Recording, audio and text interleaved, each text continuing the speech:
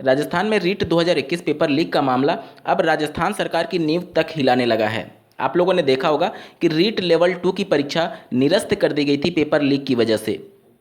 इसी से संबंधित मामला यूपी टेट 2021 का भी है। बात करेंगे यूपी टेट 2021 में पेपर लीक को लेकर के क्या कुछ खबर निकल करके आ रही है और कितनी बड़ी धांधली का आरोप अब लग रहा है, जो कि 23 जनवरी 2022 को यूपी टेट की परीक्षा संपन्न कराई गई है उसको लेकर के। इसके अलावा जो रीट की कट ऑफ जारी हुई है और जो उत्तर प्रदेश में अब शिक्षक भर्ती आएगी, सब कुछ कोरिलेट होगा कि कितना कट ऑफ एक तरीके से आने वाली शिक्षक भर्ती में हाई जा सकता है, सब कुछ बात करेंगे। और एक पूर्व जज के द्वारा क्या कुछ कहा गया है रीट की कट ऑफ को लेकर के और इन सभी मुद्दे को लेकर के पूरा डिटेल में बात करेंगे, अंत तक बने रहिएगा। नमस्कार दोस्तों, मेरा नाम है नीरज और आप देख रहे हैं करियर बिट यूट्यूब चैनल। अगर आप इस चैनल पर पहली बार विजिट कर रहे हैं तो इसको सब्सक्राइब करते हुए बेल आइकन को प्रेस करना ना भूलें। राजस्थान सरकार के द्वारा रीट 2021 का लेवल 1 का कट ऑफ जारी कर दिया गया है। आप स्क्रीन पर देख पा रहे होंगे, सामान्य यानी जनरल कैटेगरी की 130 और ओबीसी की 127 कट ऑफ गई है। ये अंतिम कट ऑफ नहीं है, अभी कट ऑफ और बढ़ सकती है क्योंकि एक सीट पर 2 कैंडिडेट को कॉल किया गया है। तो ये अनुमान लगाया जा रहा है कि कट ऑफ 136 नंबर तक जा सकती है। ये रीट लेवल 1 यानी कि प्राइमरी शिक्षा की बात हो रही है। जब राजस्थान सरकार के द्वारा इस बात की पुष्टि की गई कि रीट लेवल 2 की पेपर लीक हुए थे जिसकी वजह से उसकी परीक्षा निरस्त कर दी गई है और कई कड़े कदम उठाए गए हैं राजस्थान सरकार के द्वारा कि अब कोई पेपर लीक मामले में संलिप्त पाया जाता है तो उस पर बहुत बड़ी कार्रवाई की जाएगी। इसी के संबंध में एक पूर्व जज के द्वारा स्टेटमेंट दिया गया है, आप स्क्रीन पर देख पा रहे होंगे। जब तक बेरोजगारी की समस्या हल नहीं होगी तब तक रीट जैसे पेपर लीक होते रहेंगे, चाहे सजा में मृत्यु दंड का ही प्रावधान क्यों ना कर दिया जाए। हाईकोर्ट के चीफ जस्टिस हैं श्री अकील कुरैशी जी, उनके द्वारा ये बयान दिया गया है।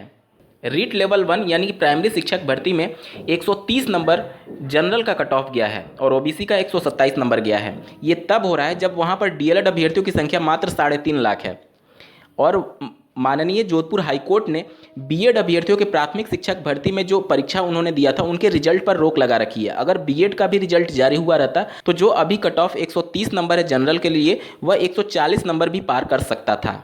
अब अगर आते हैं उत्तर प्रदेश में, तो जहां एक तरफ राजस्थान में सिर्फ 3.5 लाख डीएलएड कैंडिडेट थे, उत्तर प्रदेश की बात की जाए तो यहां 2 बैच अगर मिला देंगे डीएलएड का तो वो अकेले 3.5 लाख डीएलएड अभ्यर्थी हो जाएंगे।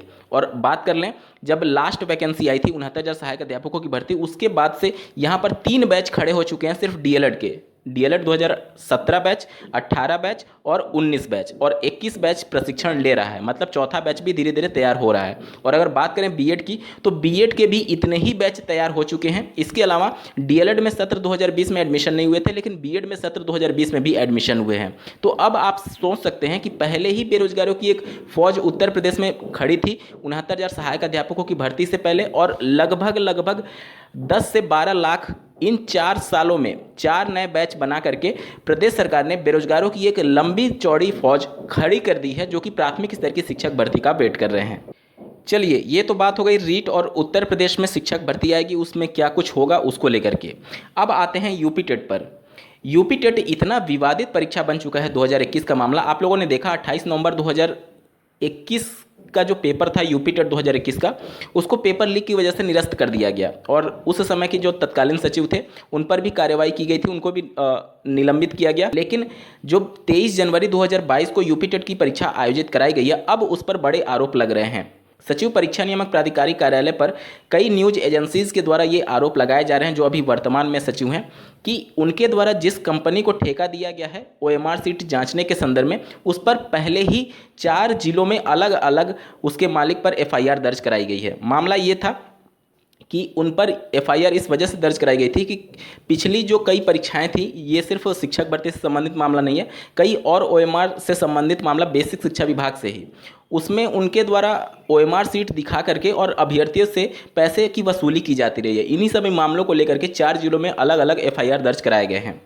इन सब को लेकर के अब फिर से पीएनपी पर सवाल उठने लगे हैं कि क्या इतने संवेदनशील परीक्षा, जिसकी परीक्षा एक बार पहले ही निरस्त की जा चुकी है यूपी टेट पेपर लीक मामले को लेकर के, उसके परीक्षा का ओएमआर सीट उस कंपनी को आप जांचने का ठेका दे रहे हैं जिस पर पहले से ही 4 एफआईआर दर्ज हैं। और अगर न्यूज एजेंसीज की बातों पर विश्वास किया जाए तो पीएनपी सचिव से जब संपर्क किया गया कि आखिर आपने इस कंपनी को ठेका क्यों दिया जो पहले से ही सवालों के घेरे में है, उनका स्पष्ट तौर पर कहना था कि जब किसी राजनेता पर सैकड़ों केस लगे होते हैं, फिर भी वो चुनाव लड़ सकता है, तो फिर इस कंपनी को ठेका क्यों नहीं दिया जा सकता। आप सोच सकते हैं कि इतनी संवेदनशील परीक्षा को लेकर के कितनी लापरवाहियां बरती जा रही हैं यूपी टेट 2021 को लेकर के। पहले ही यूपी टेट 2021 की 23 जनवरी 2022 वाली परीक्षा विवादों में थी, क्योंकि वर्ष 2017 का परीक्षा प्रश्न पत्र हूबहू रिपीट हुआ था। अब चूंकि सरकार बदलने की आहट सभी को महसूस होने लगी है, अगर सरकार बदलती है और नियमों में कुछ फेरबदल किया जाता है और टेट के मार्क्स के आधार पर शिक्षक भर्ती का आयोजित किया जाता है, जिस प्रकार से पहले किए जाते थे सपा सरकार में, तो निश्चित तौर पर ऐसे अभ्यर्थी जिनको सिर्फ इस बात की भी भनक होगी कि 2017 का पेपर रिपीट हो रहा है, निश्चित तौर पर वो अपने आप को अच्छा बेहतर साबित कर पाएंगे इस शिक्षक भर्ती में। उत्तर प्रदेश के शिक्षा विभाग का ये इतिहास रहा है कि आप कोई सी भी भर्ती उठा करके देख लीजिए, 68,500 इतने बड़े स्तर पर इसमें धांधलियाँ हुई थी। 69,000 जिसमें टॉपर 142 नंबर जिस अभ्यर्थी का था उसको देश के राष्ट्रपति का नाम तक नहीं पता था। और अगर अभी हाल ही में बात करें जूनियर एडेड शिक्षक भर्ती में, तो 145 146 नंबर तक के टॉपर के आए हुए हैं, जिनका पूरा रिकॉर्ड ही सोशल मीडिया साइट्स पर वायरल है कि उनका पीईटी में कितना नंबर था, उनके डीएलएड में कितना नंबर था, उनका टेट में कितने मार्क्स थे, और अचानक से जूनियर एडेड की परीक्षा में उनके 145 नंबर कैसे आ गए। मतलब कि जो बेसिक शिक्षा विभाग है पूरी तरीके से हमेशा सवालों के घेरे में रहा है उत्तर प्रदेश की अगर बात की जाए तो। और ऊपर से यूपी टेट 2021 इतना ज़्यादा विवादित मामला हो चुका है कि इसमें पुराने सचिव हों या फिर नए सचिव हों, दोनों सवालों के घेरे में हमेशा बने हुए हैं। इस पूरे मुद्दे को आप किस नज़रिए से देखते हैं कमेंट करके जरूर बताइएगा, और ऐसे ही महत्वपूर्ण अपडेट के लिए इस चैनल को सब्सक्राइब करना ना भूलें। इस वीडियो को देखने के लिए आपका बहुत बहुत धन्यवाद। भगवान करे आपका दिन शुभ हो।